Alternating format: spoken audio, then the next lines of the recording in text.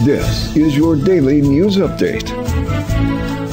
Newsman Dennis Daily reports on some of today's current events. Now, with the latest update, here's Dennis. Hi, and thanks again, everybody. Well, we had some excitement late this afternoon here in the desert in Palm Springs. There was an earthquake about 50 miles south of here. Didn't rattle any windows, but it was enough to disturb a lot of people, and there was a can of air freshener on a table here that started wiggling.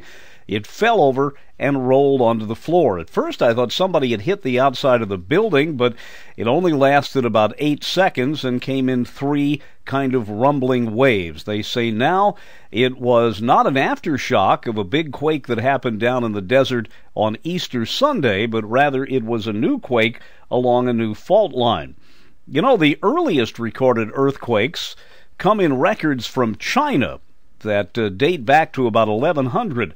In European history, the first recorded earthquake was in 580, and there was an awful lot said about the New Madrid quakes that happened in 1811 and 1812 in the U.S., centered around New Madrid, Missouri, south of what is now St. Louis. Of course, St. Louis was not a very big place, neither was Memphis at the time, and if a quake of that magnitude happens again there, and they're saying it was an 8 on the Richter scale, well, there could be tremendous damage. That New Madrid quake did cause the Mississippi River to flow backward a couple of times and left some odd spaces and turns in the river isolated. You can still see them on a lot of maps. The largest quake, at least the heaviest quake we know of on the Richter scale in recorded history, happened back in 1960. It was a 9.5, and it hit Chile. Killed a lot of people, but the tsunami caused by it was even worse.